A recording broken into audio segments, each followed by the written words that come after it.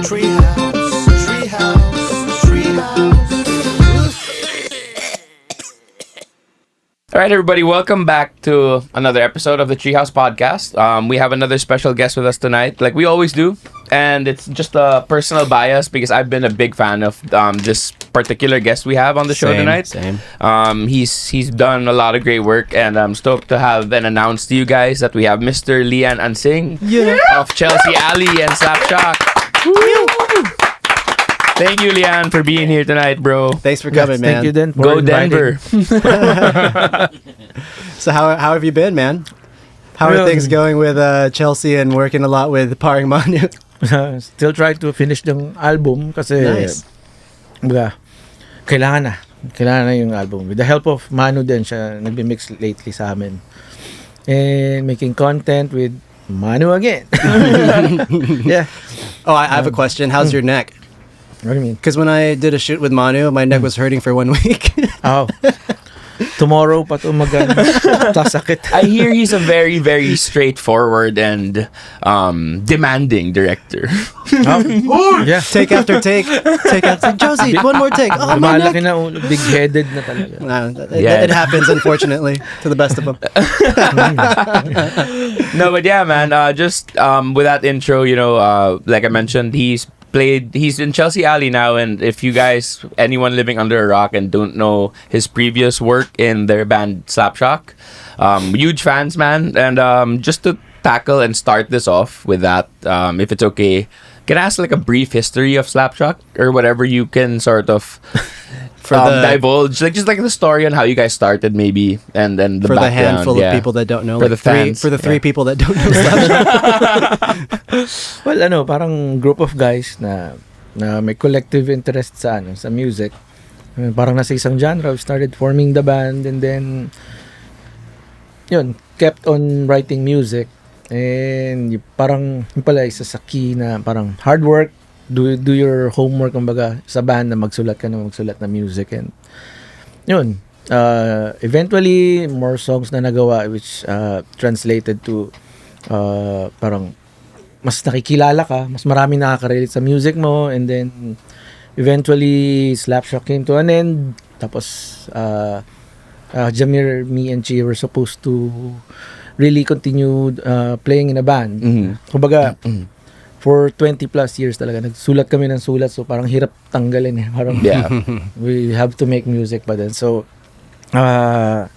yun, ito yung tinuloy namin. And then yes, the news na came na Jamir passed away, so kami ni Chi yung naiwan. So si Jamir gusto niya talaga magtuloy pa rin sa music. So that's what we did, that's what we want. And yun, di ko alam ba't nasa podcast ako. Me too. Ganda ng twist. So how young were you guys when Slapshock started, though? Teenagers. Yeah, right? Yeah. And writing songs as a teenager. Ako grade 4 ako nun eh. Yeah, I heard about that. Grade 4 entering Slapshock. Grabe. Di ba, teenagers, so kumbaga at that young age, kumbaga ang mood mo parang, alam mo yun, rebellious ka pa. Did you guys go straight to writing songs or covers first, or straight? Wow. Meron kami few covers nun, pero sipag talaga kami gumawa ng songs eh. Yeah, parang, until now, man. Yeah, ganoon Until talaga now. eh. Tuloy-tuloy lang. That's awesome. Yeah, so you mentioned diba, parang you had plans like after the unfortunate news of our bro Jamir, you had plans on making a band. So would you say, given your band now, Chelsea Alley, is that sort of like the continuation and like honor also to the work that you guys are you continuing on pretty much from Slap, or is it a totally different approach in honoring Jamir still with Chelsea Alley? Parang more on ito dapat yung pwedeng mangyari if Jamir were alive and kabanda namin siya. Parang ganito yung gustong mangyari, ito yung direction na gusto namin.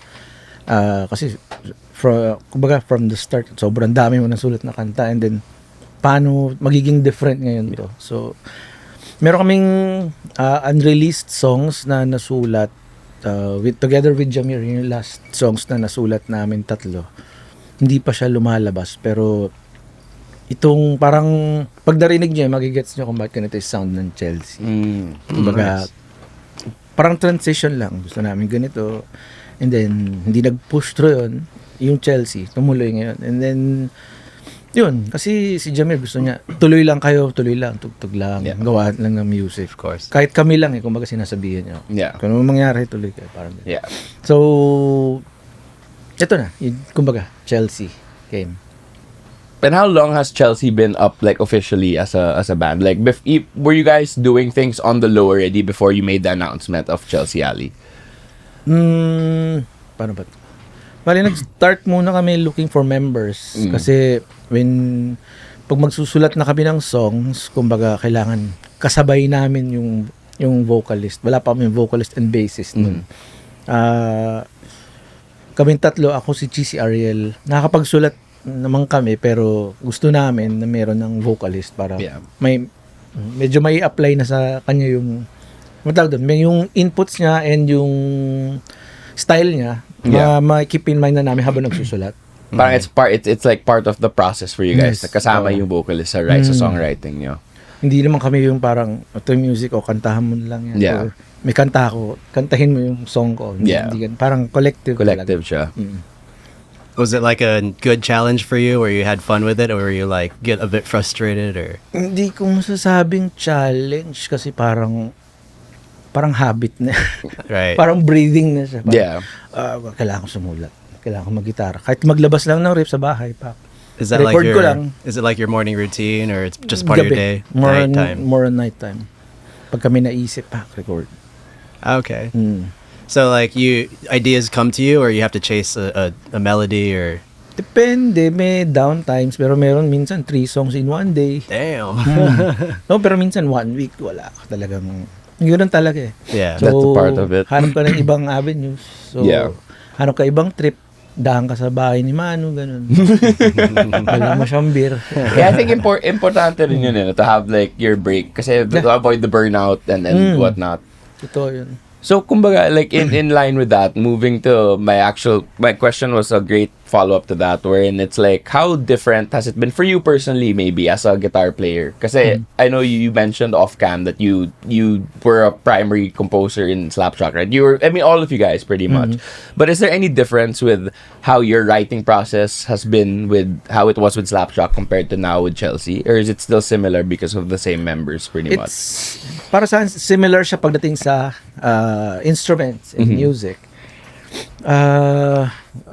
Pero dati, nung kasama pa namin si Jamir, yung mga electronics and synth sounds, kumbaga, nakakatulong kaming dalawa doon. May nice. input siya, nag-start pa lang din ako mag-input. Nung nawala siya, ako na talaga nag-input ng mga synths. Yeah. Tapos, ang difference lang, si Jamir sobrang bilis magsulat ng lyrics and melodies. Yeah. Parang 1 week or 2 weeks tapos niya isang album. Parang, What? A week or 2? That's Bilis amazing. So is that why you yung always? Carino Brutal parang 2 days lang. The whole song with the band or Jamir's vocal? part lang. Wow. Nakanta niya na rin. Wow.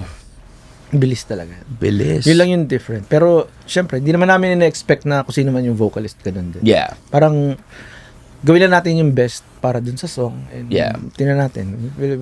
Whether it would take 1 or 2 weeks, para basta mas maganda lang yung song. Yeah. Everybody happy, parang ganun. Yeah. There's no like, you're not following a certain like, formula, kumbaga. It's just like whatever's best for everyone talaga comes. O ganun, kumbaga, since ako yung nasa computer, mas gusto kong, may input lahat para, yun yung mag-shape ng sound ng band. Yeah. Hindi yung pagkanta ko lang. Parang ikaw yung leader na kailangan ganto. Pag ganun, edi, Solo ito yung ka part mo, ito yung part mo, ito drums mo. Kaya kong gawin niya, pero parang, anong purpose? Nagbanda ako. Diba? That's true. That would be John Mayer na lang vibe. So, parang, kailangan yung sound ng banda is coming from the band. Yeah.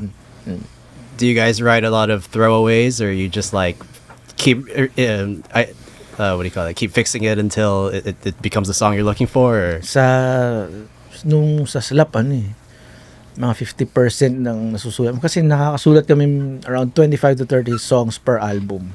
Wow. Tapos tatapon namin yung mga 18, ganun. And then recycle, or just completely throw away? Siguro yung first 6, inisip ko kung may ni-recycle kami, pero yung mga early, wala. Dang. As in Tapon ka forgotten siya, like parang actually hindi siya forgotten, pero ang nafe-feel ko kasi outdated. Parang lumang style yan, ayoko nang gawin yan. Parang ganun. Kaya kumbaga nag-evolve din yung gusto mo. Nag-evolve din yung songwriting mo. So yung sound ng Slap is nag-evolve din siya. Right. Mm. Dang. Sulat ka lang ng sulat. But not only for the songwriting though, you guys are one of the most energetic bands I've seen live. I've seen you guys like 2006, and you guys were jumping, going crazy. High school ako niya. I've seen you, but I saw you recently, and you're still the same. Like, what keeps you like? How do you maintain that? Wala, Because for me, one shoot with Manu, my neck was hurting for 1 week. That was just one song. Lang, beer, tsaka... Okay, taking notes. Beer, tsaka... lang, keep yourself fit din talaga. Sila nagbabasketball sila. Ako pag may time, I used to jog talaga. Pag nag-start pa lang ako, nahinto ako na matagal. 3 to 5 kilometers hanggang sa ma-achieve ko yung 8 to 10 kilometers. Ganun. Really? Wow. To keep myself healthy. Like once a week or daily or? Once to thrice a week. Depende sa schedules. So 8 kilometers in a week in multiple sessions or No. one One session? session. Wow. So like if you have like a long gig and you're going crazy, how long does it take for you to recover? Like stiff neck or you don't feel that anymore? Pag tuloy-tuloy yung gig, 1 day lang siguro. Pwede ka na ulit. Oh. Parang pwede ka mag 3 days straight. Ganun. Yeah, because you guys, I mean, even like I'm sure it's not yet with Chelsea, but with Slap, you guys were gigging like a lot, bro. And I'm sure that takes a toll also. So Yeah. would you say like the jogging you mentioned and being physically active helped also with the mental, like Yes, it helped with totoo that yun. state? Kasi hindi ka naman like magiging professional jogger. Yung jogging na yun, say, pag napagod ka, medyo brisk walk ka lang. Hindi yung talagang pati posture, ganun. Hindi ganun. Parang, Usain Bolt. talagang Forrest Gump. loosen joints, yung mga ganun lang. Hindi naman tayo nagpapaka-fitness guru or Yeah. something. Have you ever Parang jogged lang. to a gig? may kilala ako ba, nakalimutan ko yung pangalan eh. Ganun ginagawa niya, parang 30 minutes a day jog siya. Every day. Every day. Bago siya Sana pa all. mag-gig. Ganun siya. That's that. I don't think I could do that, man. I don't think I could. I've do never that. seen you run. Si Chi To the store. si Chi nagbabike siya, di ba? Yun. Yeah, no, Chi. I actually saw that Chi and Ariel. There was a point sa pandemic or prior. Pandemic Yeah, pala. diba? They would go bike far, man. I would see- 100 to 200 kilometers. minsan. Grabe. Damn. So Yeah, you guys Strava, you the guys Strava have to app. be fit in your band. Like it's just the main Dude, key have you factor. seen how they perform, dude? No, I Every know, song that's is what I'm like saying. 100 on like 10, Yeah, diba? 110%. Yeah, 110, man. Pagka one song lang na magtatalong kang ganun pag hindi ka fit talagang. Bro, yes. Ako 2 songs of just standing and then be seeing the lights. It's like, oh man, I want to finish this 5 songs. Did you experience that after the pandemic? Were you like out of shape or did you stay in kami shape? nung pandemic. Tawag dun. May gym naman kaming straw pa lang, neighborhood. So you stayed Open din. active during the pandemic. That's good. Meron din. I wish I Tapos did. fasting. Do some Are you fast fasting. also? Yeah. Up to now, you're still on the fast? Or? Pag sumusobra ako sa weight na target ko, i-maintain, fasting ako. You do Pag nanpasok intermittent. na dun, Intermittent pagpasok na ako dun sa range na gusto ko, beer ulit. Ang ganun. You take beer out of your diet. The beer belly. No, I don't drink, so like I hear a lot of my friends also who are into fitness that beer is like a big thing for the. Parang siya celebratory drink Yeah. talaga. We did it. Oh my God. For all the hard work. Parang ganun. Di ba? Yeah, I get naman. Okay, so now like I just wanted to ask, given sort of stating back from the transition from Slap to Chelsea, in terms of your gear, has there been any changes? To nerd out a bit, like has there been any new preferences na sa gear mo na parang na-adapt ng Chelsea from how it was when you were in Slapshock? Same pa naman lahat. Siguro, ang style kasi ng Chelsea, may mga samples and backtracks na eh. Sa aspect na yun, kumbaga kami, yung elements na yun talagang kasama na siya ngayon sa gig. Yeah. So, it's something new. Hindi rin ganun. Kasi dati sa Slap, sampler. Either Jamir yung magpe-perform ng samples. Live? Oo. Anong gamit? Like, he has a SP or like a Roland or something? Parang ganun, oo. Controller? Meron ganun. Tapos, bawa sa meron dun, chak, may gumagan ng sound. Siya yung tumutugtog nun. Eventually, yung isang roadie na marunong, drummer din siya. So, yung roadie na yun, sa kanya na namin pinapaplay. Nice. Behind, like, kasi parang I've seen, sa likod. Yeah, I've seen a couple of your shows. And parang I never noticed Jamir ever. Yeah, parang he was same. just always in control with the crowd. He was just always in front, like, you know. Mga numb days. So, mga 2002, 2004, 2006. Yeah. Mga ganun. Siya yung nagpipindot talaga. Interesting. Never. Siya rin kasi yung maalam sa ganun. So, siya marunong magpasok, mag-setup. So, mag-perform. Yeah. Mga Well, latency. I don't know Jamir as well. I can't say I was ever like really close to him up until, you know. So I was always wondering, was he as a bandmate, was he always like that? Was he always techie in the sense na maano siya sa gear? Was he like a gearhead? Did he always want to try new things like with synths maybe or other effects you were mentioning that he's done? Techie siya sa gears and stuff na yung gusto niya. Nah, I missed it. Yeah. Pero hindi lahat ng parang ito rin aralin ko to. Parang ito, okay to. Ito yung gusto niyang maging sound na input for the band. So yun ang inaaral niya. Focus niya. Yun So yung parang pag may all next out. model yun ang bibili niya. Pag nag-stop yun, paano ang alternative ko dito? Nice. Ganun siya. Hindi siya yung sa PC, Yeah. hindi pa siya ganun. More on, you could say, analog. Pero Yeah. ganun yung talagang focus niya. What about like in terms of the scene? Has he? We heard he helped a lot of bands. No, yeah, eight. So I mean, eight told us a story about like how everyone, you know, at some point, because you guys are the big three, you know, like I mean, I definitely, me being one of those seeing that big three, like it was Slap Queso Hounds, you know, and there are a lot of bands I'm sure Jamir has sort of influenced, right? Like, would there be any particular band that you remember, at least to your knowledge, that you guys maybe even as Slap, not just Jamir in general, but as Slapshock sort of took under your wing? Kumbaga, ginabay niyo sila in the scene or tinulungan man in any way musically? For one, alam ko si Jamir ang nagbigay ng name ng Chico Science sa Chico Science. Ah, okay. Sa Nice. kanya galing yung name na yun. Tapos Shout out. Yeah. Tapos yung may banda from Cebu, Glitch naman. Parang kung saan yung slap house namin nun, tumira din sila doon. Parang kung ano yung style or namin, pag magsulat ng kanta, parang ando doon din sila. Parang kayo naman, turn nyo naman. So magkakasama rin kami doon for a short while. They're probably nervous, like, Yeah, no, because I mean, like for a band as big as you guys got, I mean, are still, you know, like the influence and everything. I'm sure all of you had in particular. Like I just wondered how that must have been for an up and coming band, maybe that, you know, Right. they took under their wing. That would have been cool. But that's interesting news. So now, fun fact, everybody, we learned tonight, Jamir was the one who actually came up with the Chico Sai name. That's interesting news.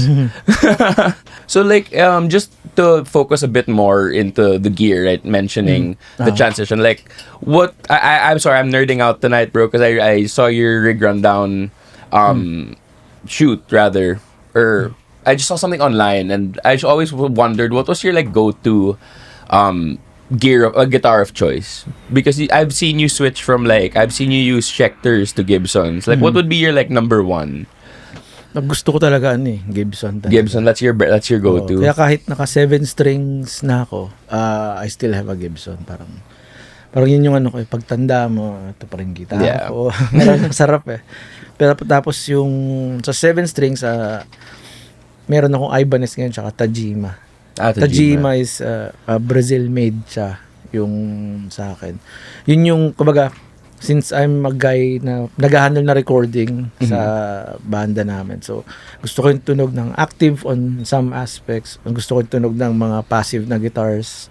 So I have to have parang a variety. Best of may variety. worlds na yun. damn, I can't even tell the difference. Yeah. No, to pag when me, you play. The feel. Okay. to me, active and passive. Oh, sorry, go ahead. Masyadong aggressive ang passive. Active guitars. It's too hot. Yeah, okay. More headroom, no? Kumbaga, Ako naman kasi I hate noise gates. So never. Oh, really? Hindi ako You gumagamit never ng use noise noise? gates. Well, but you always have the clean sound, though. I never really heard a lot of feedback on Yun yung parang, timpla. Goal That's ko the talaga. secret. Tagal ko Nice, na man. I didn't know that. That's so tagal cool. ko nang tinatry. I tried naman. Why don't Maraming you times. like noise gates though? Ano kasi, It pag feels nag-play dry. ako, minsan mahina talaga ako mag-play. May parts na, like yung song na Wake Up, it starts as jun, jun, jun, jun, jun. Pag may noise gate ka, wala. Di siya The tutunog. dynamics. Ma-dynamics ako mag-play. Okay, nice. Meron ako dating pina-custom na na effects, this guy from Baguio. So, yun, pag mahinang-mahina yung pick ko, parang clean tone siya. Tapos pag ginanong ko siya, Distorted. parang Nice. distorted. Sick. Kumbaga yung mga ganung, pag yung pedal, ganun yung effect niya sa akin. Yeah. Gusto kong gamitin. That's the feel I'm looking for when I play too. Like Yeah. light is clean. Yeah. Kaya ngayon, nasa Kemper ang ginagamit ko kasi para sa akin siya yung amp-like. Yeah, it's an amp modeler of sorts. They Hindi naman. call it profiler. Profiler. Amp Hindi siya profiler. modeler. Profiler siya. Profiler siya kasi para makuha mo yung sound, you have to get the amp. If you want an orange sound, you have to get an the orange orange. amp, yeah. Tapos Gibson guitar, you have to use that. It's the same guitar. So, yun yung difference niya sa iba. Yeah. Buti na lang, maraming available na sounds sa, yun. Kung anong amp ang hanapin ko, meron. Nandun siya. It's all Diesel. preference. So, That's maybe awesome. meron. Sorry, nabanggit mo nga, just before we move on from that, I just realized, sabi mo kanina, may effects guy ka sa Baguio. Is this Jam? Si Jam ba to? No, ano siya, effects guy na gumagawa ng effects. Gumagawa. Kala ko, because I remember Jam would play with Slap before. And like, Yes, diba, I met him a couple times and he's very into effects. So, Sobrang parang kala ko, nerd. he Yun taught ang you nerd sa gears Mismo, talaga. dude. Sorry, we Every just day. got a comment from the live chat that we heard that Jamir helped Chico Sai's first demo. Oh, we got a live. Oh, was that 8? Thank you for whoever asked that. Tumulong din siya mag-produce nung songs. Parang habang kinikreate yung songs, doon si Jamir sa kanila. Oh, so he's also like producing like in the studio, like helping with the recording. Wala kasi ako doon, so hindi ko. Pero Yeah. alam ko, he was there. May times, I don't know kung every day, every time, Yeah. or certain days lang. Parang you just Parang know he nandun siya. was just present. Yes, Kumbaga. No, wow. How did he get? I wonder how he was. I mean, The time management. Yeah, exactly. I was gonna say I can't say I know Jamir anywhere close to, of course. Is how that Liam like a does. special thing, or does he do it with a lot of bands? Yeah. I don't know, pag may friends, there was a time na may roadies kami, 3 sila. Tapos yung isa, guitars and vocals siya, ang capabilities niya. Yung isa, guitar player, so pwede siya mag-bass. Tapos isa drummer talaga. Yun nga yung nagsasampler din. So, pinabuo namin ilang banda. Ni-record sila. tumulong din kami for them.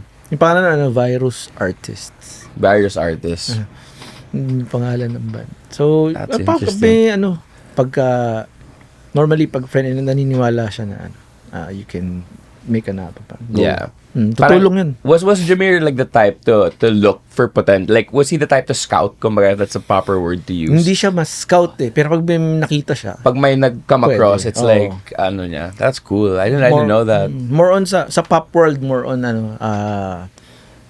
alam na songwriter siya na pwede siya magsulat ng song for pop artists. Like Yeah. Kyla, di ba? Yeah. So yun, kay Decoy, so nakagawa siya ng mga song sa ganun. Yeah. Yeah. Damn. Jamir's legacy, dude, lives on, man, in all that, dude. Rest in peace, Jamir, really. We miss you, man. But yeah, dude, that's interesting. I didn't know that. Just because like it seemed like in my perspective, syempre, it's like you guys are such a busy band. Like paano mo kaya na time manage yun, 'di ba? Like to help to even take a band under your wing. Stig yun, man. So, mabait tao, hindi madamot kasi si Yeah. Jamir. Diba? Support talaga for the community, man. Ganun yun. Let's go back to Chelsea. Chelsea Alley. So for gears, is your tunings and strings pretty much the same, or did you adjust for a completely new band? Dinesign, nung nag 7 strings kami, dinesign ko na yung tuning na yung lower 6 strings would be a drop C. So, you can tune it to a D standard, di ba? Yun yung tuning ng mga first few albums namin. Tapos, since we have a 7th, kung ano nila pinakabagay na low tune na magawa ko, which is a G. So, G, you guys went as low as G. Yeah. So, Wow. GC yung namin. Grabe. Did you ever get into, just because of low tunings, right? Like, I'm very new to low tunings, and like with Armalite, we're in A. But then, I've been hearing a lot about the drop pedal, and there's some pedals that can do that. Is it different from like... Hindi ko pa siya na-try. Pero, some say may latency naman, pero parang tolerable. Tolerable siya. I've always been curious, like, instead of, having a lot of guitars on your arsenal for a band, diba? Like, if you had a drop, you could just probably use that for one guitar. But then again, I guess it depends on the feel and preference rin of the player. So, true. Si Ariel, ayaw pa rin ng ano eh. Ayaw niya. As much as possible, ayaw niya ng 7 strings. Why not? Ayaw niya ng 7 strings? No, gusto niya. 6-string player ako eh. Pero nag-e-effort naman siya. May 7 strings naman siya. It's like once you go black, you don't go back though. It feels so good. Pwedeng ganun. Pero, I don't know. Mas trip niya lang 6 strings. Yeah. Marami kasi siyang banda na tututukan ng 6 strings. So, mas sanay yung kamay niya for 6-string 6-string. performances. Well, that's true, man. Like, I tried using a 5-string in Armalite because 8 wanted to go low. But then I realized I've been a 4-string guy all my life. So it's like there's that safety. And parang, yeah, it's hard. So I'm thankful we were able to get another 4-string. And that's going to be my main one na rin, dude. So I get that thing with Ariel. But yeah, lastly, man, before we close, I held off on this because you were mentioning about Gibson earlier, and just like a quick geek moment for me. I noticed in Ian's other band, Willabalo, when Isok was still playing, he had a 7-string Les Paul. Have you ever tried those? I've always been curious how a 7-string Les Natutugtog Paul. ko siya, pinatry niya sa akin. Yung Hindi mo 7-string. siya, did you like it, or was it a bit different for you? Hindi ako sure sa tuning namin kung okay siya. Kasi 7-string siya, pero short scale kasi Gibson eh. Oh, okay. So, hindi siya yung mga 27 inches na Yeah. pang 7-string. So, Yeah. hindi ko alam yung response pag nag-low baka sobrang loose. Hindi ko pa siya Gets. na-try. Interesting. Kapag gumawa si Gibson ng mahaba, yun. Tayo, game na ito. Oo. No, but yeah, man, Leanne, thank you. That's all we pretty much have for tonight. So I appreciate your time, bro. Thank you so much for Yeah, hanging with thanks us. for But inviting me. of course, Thanks for man. coming, man. Anytime. Cheers. We'll be back, man. We'll have Yeah. another episode. We'll talk NBA and everything else and do this on and show them the memes, you guys. But yeah, before we close it out, man, we'll give you the floor, man. And you can, is there anything you want people to wait for, look after, maybe plug your socials and Yeah. everything? Go for it, man. For now, kumbaga, we're still trying to finish the album, so hintayin nyo lang yan. We'll keep releasing new songs. Mas mabilis na yung labas namin ng songs ngayon. And sa gigs, kumbaga, apart from the hectic schedule, kumbaga, we still want to play para tanggal kalawang. Hindi yung sobrang stagnant kami. So, abangan nyo rin kami sa gigs and yung album, malapit-lapit na siya matapos. Nice. Yes, sir. Don't Looking forget to out for follow Chelsea Alley Yeah. on their socials, everybody. If you don't, you're missing out. So yeah, thanks again, brother. Thank you so Thank much, you. Leanne, for being here. Thank you, everybody, for tuning in to another episode of the Treehouse Podcast. We'll see you again soon. Peace out, everyone. Hey, what's up? My name's Josie. His name's Frankie. And my name is Marts. Thank you for tuning in. If you like what you see, please do follow us on our socials for more updates.